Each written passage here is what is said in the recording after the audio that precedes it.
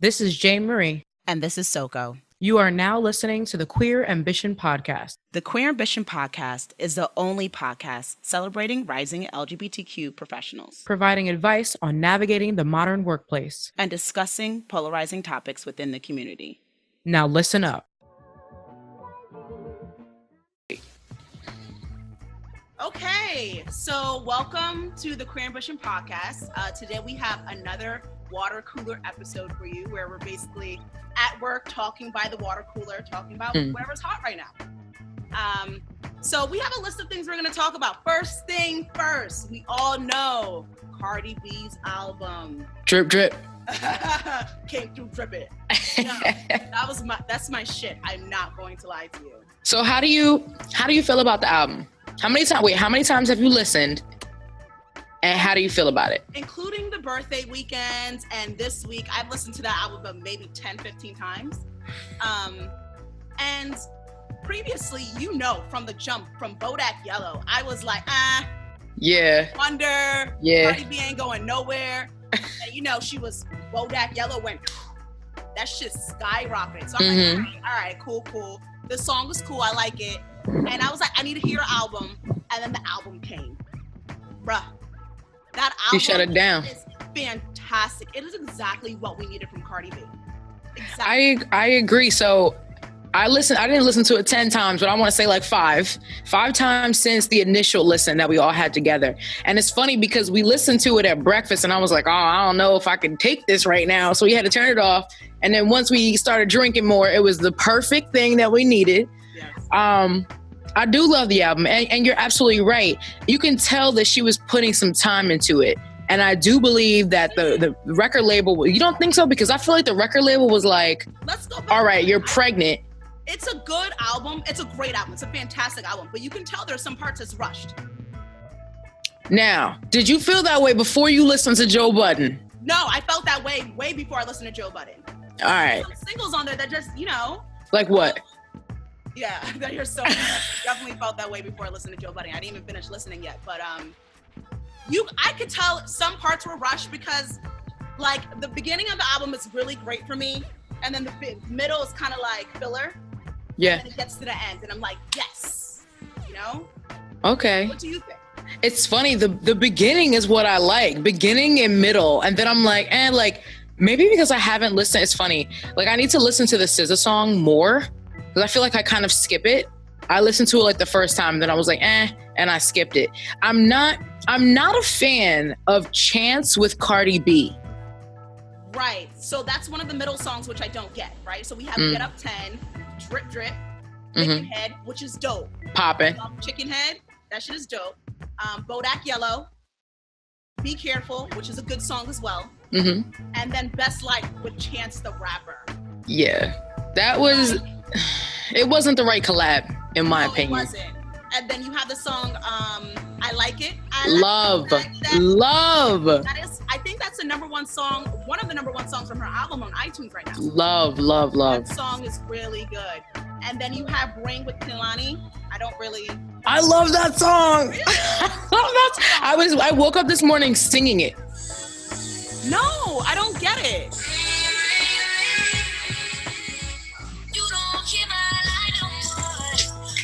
Oh, that's my shit. So it's about me and Kehlani. It's too poppy.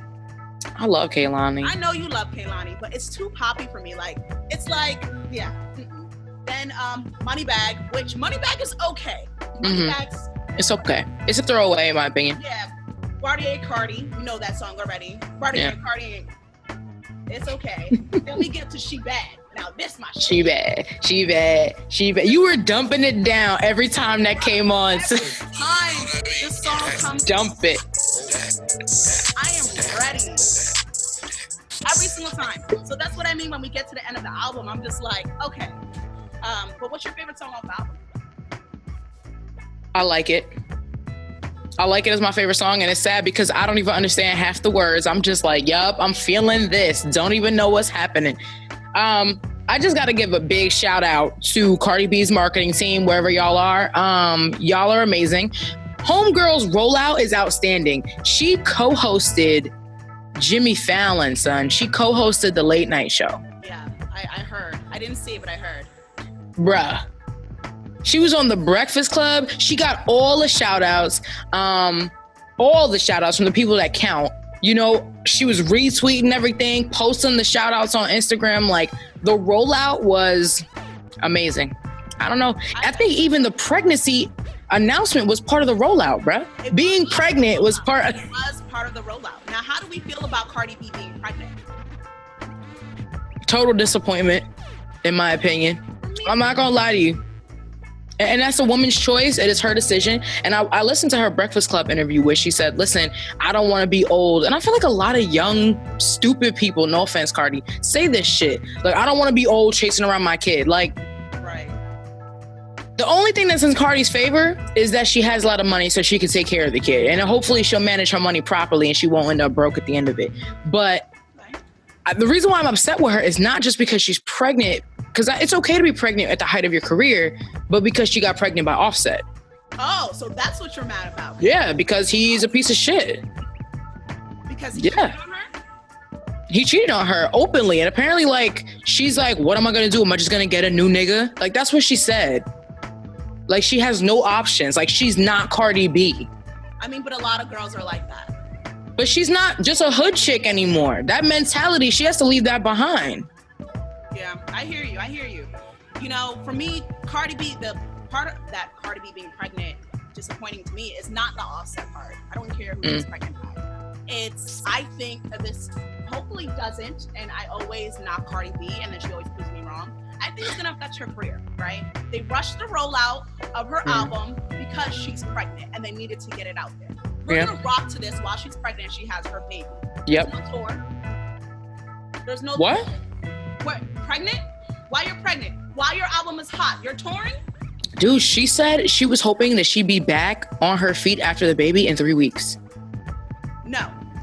There's no touring. So you know when you have the hot album out, you're touring. Yes. That money is gone, okay? No one's seeing you. You have the baby, okay. Now we have the sophomore album, her second album that's gonna drop. What is she gonna talk about? Being a mom? She's gonna be talking about being a single mom? Yeah, she's gonna be talking about being in the strip club. Because soon as she talks about being in the strip club and all this ratchet shit, people are gonna be like, oh my God, but you have a kid. You shouldn't be talking like that. I mean, I think she has another album's worth of the hard knock life in her. I'm telling you, because that's what people relate to. She has to stay relatable because that's the thing that makes her charming and endearing. Okay. I think, like, also, don't forget, she's going to get into the phase where everyone is fake because she's famous now. That's gonna come, so that's gonna be part of the album. And then all of a sudden she'll get into her luxury rap, you know, like, I'm the queen of this shit, I'm popping, I'm wearing. She's still talking about Givenchy and red bottoms and all that now. So it'll just be amplified. I see the whole timeline. I don't know. I do too. Cardi B is killing it right now, though. She is. And I'm really proud of her. Like, when the album came out, I felt like I put out, I was like, yes, like, we did it. Like, you know? It's really good. So I know we have a list of topics, but let's talk about Nicki. Did you listen to her songs? I have not listened to her songs. Marie, come on. I sent it. No problem. Let's talk, because I heard a bit of it on Joe Budden. So go ahead. Talk to me about it. They didn't have it on there. He played a snippet. Oh, they had the little snippet from Barbie Things. Yeah. Okay, which sounded decent, which made me wonder why you were... Okay, tell your opinion. So Barbie Things, the snippet sounded good. And then I went to go listen to it and read the lyrics at the same time. Yeah. And I wasn't interested. Nicki, just give me 1 second. We're doing this on the fly, guys. This is fucking podcast. Lyrics, here we go. Like, her chorus is weird. It's weird. It's like, I'm still fly, just bagged a white guy. Richie like the guy, and I still eat Thai. Want the Nicki cheat code? Come on, bitch, nice try. It's like, so you're validating you're still fly because you bagged a white guy? I mean, in 2018, that doesn't hold water. She should know better. But maybe she's rapping from 2001 or something. I don't know. Maybe Nicki hopped in a fucking time machine. I don't know, bro. I think that she's trying her best to sound like her old self, not necessarily be super lyrical, but she just wants to sound like her old self. So she's trying not to give us pop shit. Because I feel like she knows we're turned off. Right. No, yeah, and I get it. You know, I'm just tired of her talking about sons and haters. Who's hating on Nicki? Who's trying to copy Nicki? All these bitches are her sons. Well, who?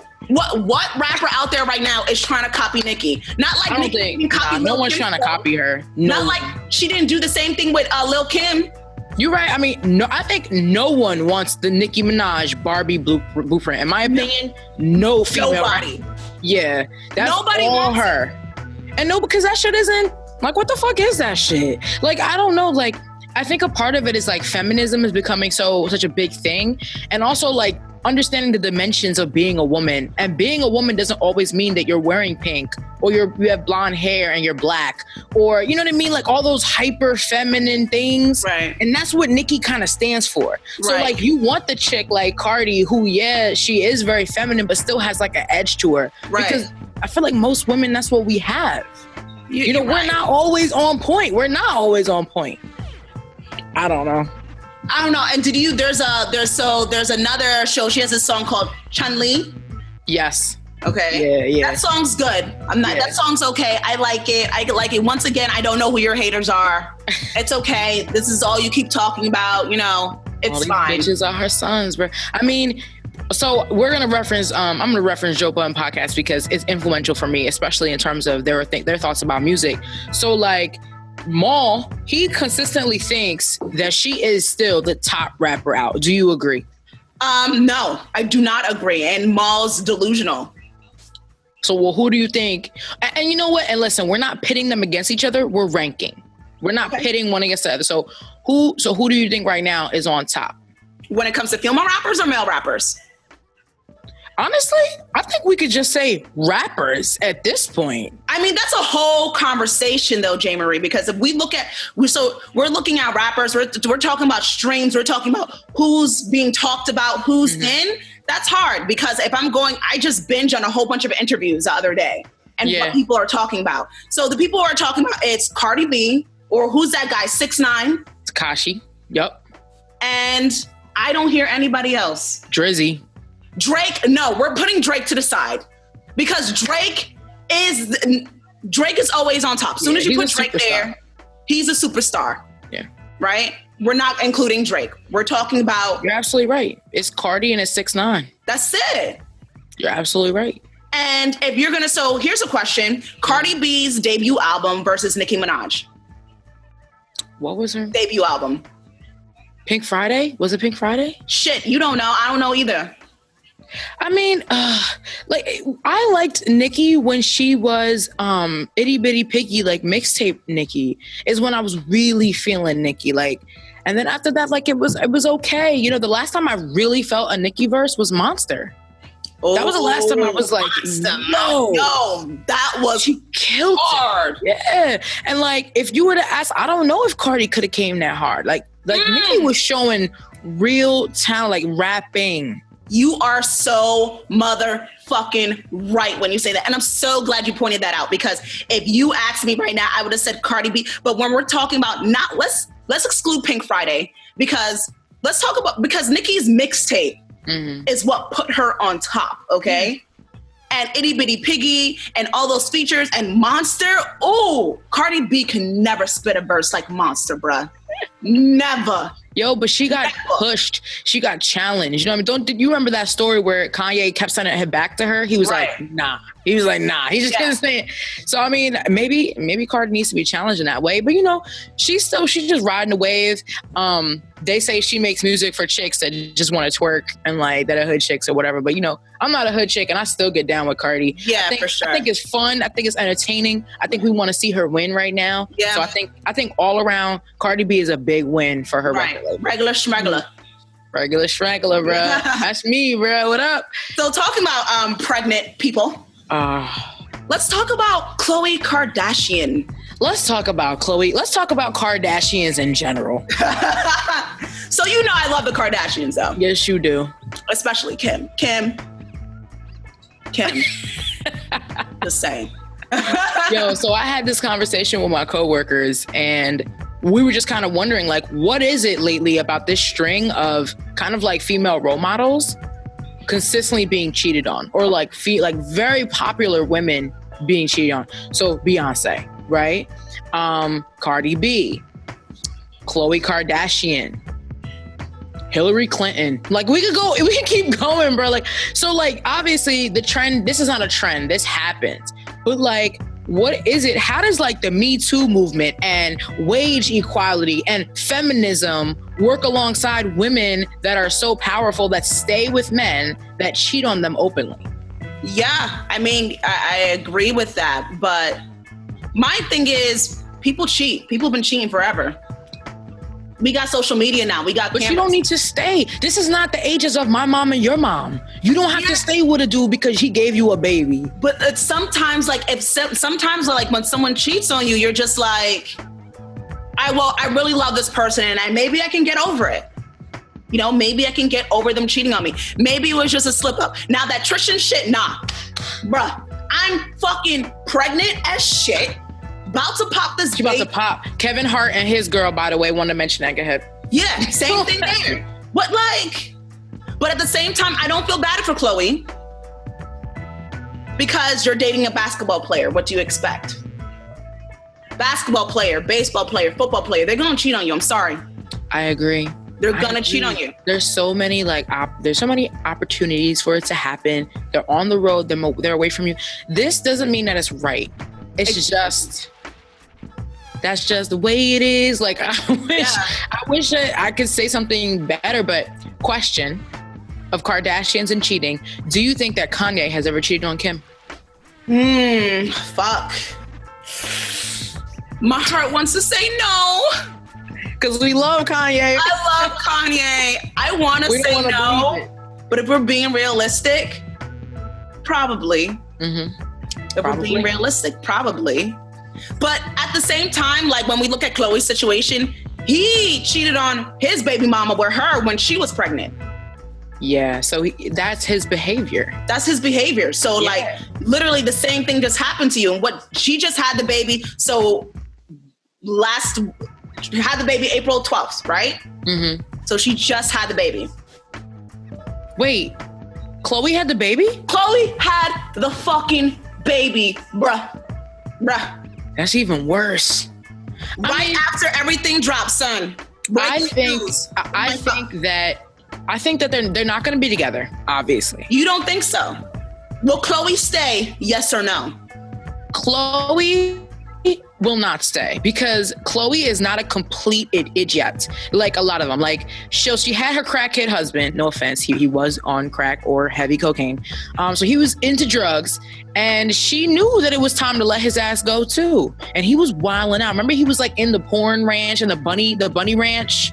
And the violence and shit. Yeah. So like, even though she wanted to be there for him, she knew it had to end. And she wanted to give him a family. She loved. I heard that was fake, and that was just all for a storyline. She was never trying to get pregnant. Yeah, wow. That was all a storyline. She was never really trying to get pregnant. So you think that she knew he was a druggie, and she was just like, never? Yes. No, for sure. She knew about his problem, and that's the reason why she never got pregnant by him. So with Christian. Mm-hmm. I think she loves him. It's sad. She loves him. You can tell she loves him. Is she going to leave? I say no. So do you think that there is such thing as a faithful relationship as monogamy? No, and that's why I don't believe in monogamy. I mean, that's why monogamy to me is... Stop that up. Don't start that conversation. I just think that's why, because like there's all types of forms of cheating. Sometimes it depends who you are. It could be flirting. It could be kissing. It could be emotional, where you're just going to that person for things. You know what I mean? Yeah. It could be sending nudes. It could be so many things that someone's doing that you consider cheating. It could be having sex. So in a way, monogamy does not make sense to me in that way, because if you were polyamorous, you just be open and honest exactly about what you're doing. Hey, babe, like I'm doing this, I'm doing that, instead of hiding it. Why try to fake, what's the word? Exclusivity. Yeah, why try to fake it? Because it's hard for both parties, I think, to come to that decision together. I think it's usually, I think you're absolutely right, but I think it's only one person that has that in their head. I think like, so once again, we were talking about this at work, and one of my coworkers brought up a valid point that, you know, do you think that every time somebody goes to cheat on you, it's because they want to hurt you? And it's like, no, I would say probably not. Probably not, you know, yeah. Don't but we always go back to that phrase, have your cake and eat it too. But it's like, I feel like there are so many emotions. There's so many reasons that may cause that. Like, for instance, someone had told me that the reason why her dad cheated on her mom was because her mom was mentally ill. And he, you know, it was a hard time for him. It was a tense time in the relationship. Yeah. So he sought out, you know, someone else for some physical affection. Right. So like, once again, it's just, I just kind of wonder, like, what is sacred? Like, even the people that we hold as like the highest of high get cheated on. Yeah, no. Halle Berry, Beyonce. No one's safe, you know? I mean, and it just sucks because you put all your trust in your partner and whoever you're with and expecting that, you know, they're not going to do anything to you. And you get cheated on while you're pregnant in your third trimester about to pop a baby. And it's all over the internet and everyone's talking about it. So is it really that, like, this is as old as time and now there's just so much people that are in your business because of social media? Is that it? I think so. I think that's what it is. So dovetailing from the conversation about social media and your business being out there, let's talk about this article that we read. Okay. So we read this article, and the title of the article, I want to be clear about this, is Millennials Are an Anxious Generation and This Is Why. Mm-hmm. And feel free to chime in. But there are several reasons this journalist gives for the reason why millennials specifically are such an anxious generation. Right. One reason he cites is social media. He says that social media brings a level of social anxiety to us because you're either checking and say, oh my God, how many likes did my picture get? Or you're comparing yourself to other people. So sometimes you may not feel like you're living up to that. Then there's the whole prospect about, you know, us just coming at a time of uncertainty. So when we graduated college and we started to get on our own feet, we didn't know if we were going to get jobs. You know, shit was a stressful period, which makes you anxious. Right. So you get into this period of uncertainty where more and more of us are single for longer than before. More and more of us live with our parents for longer than we did before. So you pair that with what you see online and people are living perfect lives, you know, you start to compare yourself. Yeah. No, and I agree. And I think that's one of the reasons we feel anxious sometimes because, for example, you're seeing your high school peers on Facebook and they have the husband, the 3 kids, the house that they built together. You know what I mean? Like all of that. You know, happy-go-lucky, the 1-month-old pictures, the 2-month-old pictures, while you're just like, you're just budding. You might just be budding in your career. You might just be starting. You might still be living in your mom's basement. Yeah. And now you're on social media, like, looking at this, you're like, well, what am I doing wrong? Mm-hmm. Because when you look at standards, American standards, you're supposed to graduate college or find a job. You're supposed to get that husband or wife or whatever. You're supposed to have that kid. You're supposed to buy that house with the white picket fence, right? Yeah. And that's still the standard now. You're right. So things are not the same the way they used to be before, where people could just find a job and you're at a job for 20 years and you could buy a house with little down payment down. Fucking all of that 2007 shit fucked up everything for us. Yeah. But still, we're still held up to the same standards. And millennials get talked shit about all the time. Yeah. Whenever you see an article that even starts with millennials, I just roll my eyes and usually I read the headline and I scroll by it. Like, is this even worth my time? Yeah. You know, but going back to what you were saying about the white picket fence and the family and people from high school. So you and I often have conversations, like we'll text each other when we see somebody from high school, like, yo, this person has like their second baby. And oh my God, like I just saw their beautiful wedding photos. And as queer women, our timelines are gonna be slightly different, you know? So yes, there are lesbians or queer people that have already settled down. They're already married. They do have their house with their partner. But I would say for a majority of us, that's not where we're on yet. And that goes to many different things. It goes to, you know, it's harder for us to get pregnant. It's very expensive for us to get pregnant. Very expensive. You know, and then it's also, I don't really know what the actual stats are in terms of lesbian women of color what their earning rates are. Yeah. But I feel like it may not be as high as, let's say, or I can guarantee, as a white man in America, right, or even a white woman in America. Right. You know, where we're not able to make a life purchase like a house. Yeah. At least not yet. Or maybe just one of you and not your other partner. So then you can't do it. So you can't do it.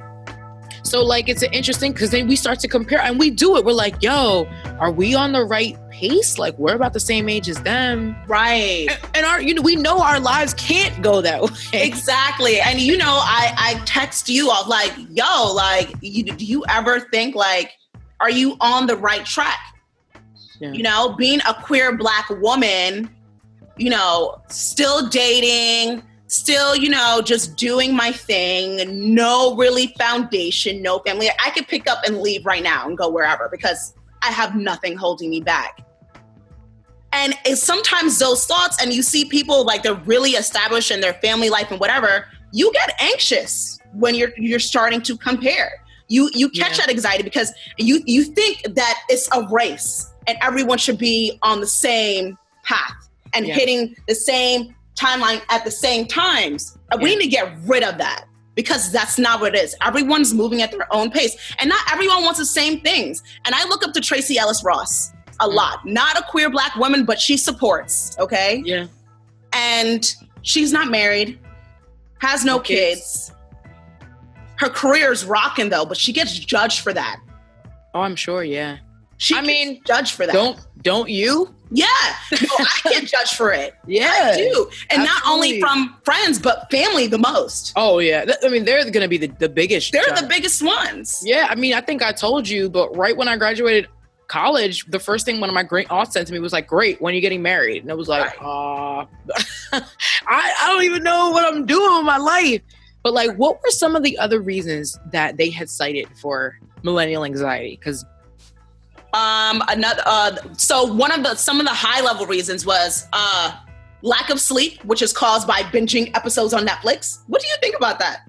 I was like, bullshit, bro. When I'm tired, I go to sleep. But see, I know I'm not like everyone. You're not like everyone. So for me, like, I'm that person who will be in my phone, watching Netflix, you know, and you know that we are thrown with all types of shows about love and family nowadays. 90 Day Fiance. 90 love, family, career. We're thrown like, so here we are, something else to compare ourselves to. Yeah. That's why sometimes when a fucked up show comes on, like fucking Shameless or Girls on HBO when it first came on, and you found it really relatable because they weren't perfect, was amazing. That's why Cardi B is amazing. I think our generation just has a really big fear of missing out. FOMO. It's always, are we missing out? Should we be doing better? You could be like, you in anything. I'm dating someone right now. Can I be doing better? I have this great job right now. Better. Yep. Oh, yeah. Can I be doing better? Oh, please, to the choir, man. I know that's the one thing I can relate with. Like, same. Even though like it's a great job, love my people, doing great work, I'm challenged every day. I'm still like, yo, should I stay? Like, is this the right path? Like, it does. It's definitely anxiety. It makes you anxious. Yeah. Right. And we all think we should be doing something else. Yeah. And should be on a certain path. And that you can see that in the way we live our lives, the Tinder age, the swiping, the ghosting, the high divorce rate. You can see this in the high turnover at jobs. You know what I mean? Trying to break out of the 9 to 5. Some of these things are really good for us because they make us be the entrepreneurs or break out to being a DJ or a musician and doing something that we really want to do because this is what really makes us happy and not to actually follow the path that we're supposed to follow. But when do we stop measuring? Like, even when you're in your passion and you're happy, you're still measuring. You're still measuring. I don't think the measuring ever stops. And that's something that our generation has to cope with. I don't think it ever stops. So why are we different from any other? Like, you know what I mean? Like, in the sense that, like, I'm sure our moms compared themselves to other women. You know what I mean? It may not be as, like, you know, through here, so it's not as ready available. Like, you got to see the woman, or you got to go to your sister's house and then you see her. You know what I mean? Why are we so different? Why? I feel like sometimes they call out stuff about millennials just because now they can, like, they have data. I feel like now they have data, and that's what it is. You know, no, I think it's technology. It has to be. It has to be. Yeah, you know, you're comparing yourself to the woman at the grocery store, but she's not posting about how her perfect her life is. And now she's in Spain, and now she's here, and now she's has this gorgeous wedding that you're seeing photos of. Yeah. You know what I mean? It's not the same. It's really not the same. Technology has put this immediate satisfaction thing at our hands, where we're looking for satisfaction from social media. That's why people post about their lives all the time. So on a related note, on a related funny note, I was just watching this interview on the Breakfast Club with Bow Wow. Oh, yeah. And Bow Wow is coming out with a show called The Bow Wow Challenge. Now, do you remember what the Bow Wow Challenge was about? So the Bow Wow Challenge was, Bow Wow was about to go on a plane, probably a regular commercial plane, and he posted that he was taking a private jet. I remember this. Homeboy went on Google and Google searched private jet and took the first picture that came up and posted it. And then everybody was roasting him because they did a reverse search and found the photo. I remember this. Now, it was just funny because I was just talking about this to myself because that's what I do. Bow Wow was watching I was watching the interview, and Bow Wow was like, you know, I'm 31. I don't really know much about technology. I don't know what I was doing, you know.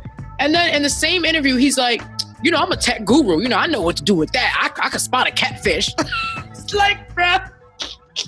Anyway, so many contradictions, but that's just an example. The whole show is called Bow Wow Challenge, and he's going to go out and find people that are basically faking online.